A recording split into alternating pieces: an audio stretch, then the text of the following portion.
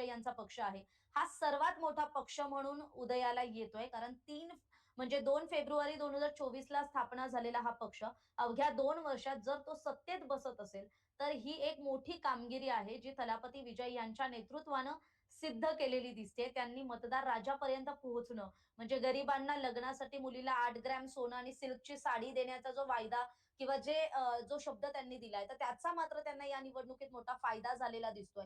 राज्य सरकारच्या परिवहन बसमध्ये महिलांना मोफत प्रवासाचं जे आश्वासन त्यांनी दिलंय, तर त्याचा सुद्धा फायदा हा विजय थलापतींना पाहायला म्हणजे या निवडणुकीत त्यांच्या पक्षाला जे मिळालेलं यश आहे त्यात पाहायला मिळतंय.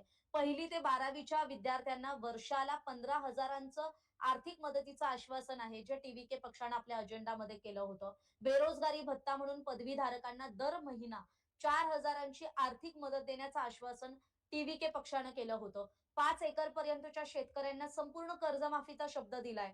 त्यामुळे शेतकऱ्यांना दिलेला जो शब्द आहे, त्या शब्दाला खरं तर शेतकऱ्यांनी सुद्धा साथ दिलेली आपल्याला पाहायला मिळते. त्यामुळे 1967 नंतर तमिळनाडूमध्ये पहिल्यांदा सत्तापालट होणार आहे. डी-एम-के, ए-आय-ए-डी-एम-के बाजूला राहतील आणि मग 59 वर्षांनंतर तमिळनाडूच्या राजकारणात 1-2 वर्षांपूर्वी जो पक्ष स्थापित झालाय, तो खरं तर सत्तेच्या चाव्या घेऊन सत्तेत बसणार आहे.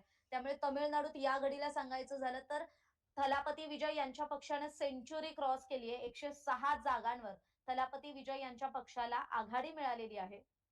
234 जागा आहेत एकूण आणि बहुमताचा आकडा हा 117 आहे आणि 117 या आकड्यापासून अवघ्या 11 जागांचा फरक हा असा आहे, की 103 जागांवर खरं तर आता टी-व्ही-के यांच्या पक्षाला आघाडी मिळालेली दिसते. 3 जागा कमी झालेल्या असल्या तरी 14 जागांचा हा फरक आहे, जो पुढच्या काही मतमोजणीच्या फेऱ्यांअखेरीस ते मतदार राजा हा सगळा जो आपला मतदानाचा कल आहे किंवा आपला जो विश्वास आहे, तो थलापती विजय यांच्या बाजूनं देतायत का, हे आपल्याला पाहावं लागणार आहे.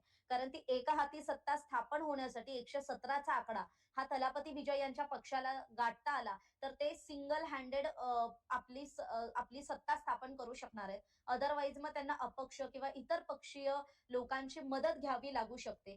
पण त्यामुळे थलापती विजय हा मोठा फॅक्टर राहिलाय तमिळनाडू विधानसभेच्या निवडणुकीमध्ये.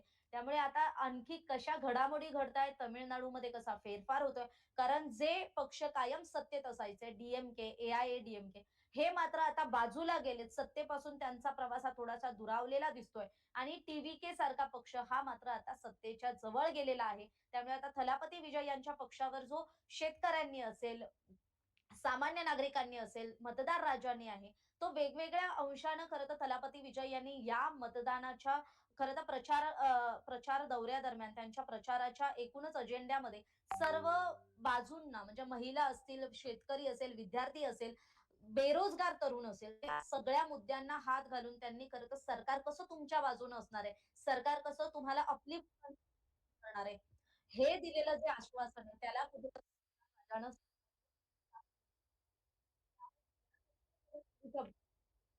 234 पैकी 230 जागांचे कल हाती आलेले आहेत. टी-व्ही-के पक्ष हा 103 जागांवर आघाडीवर आहे.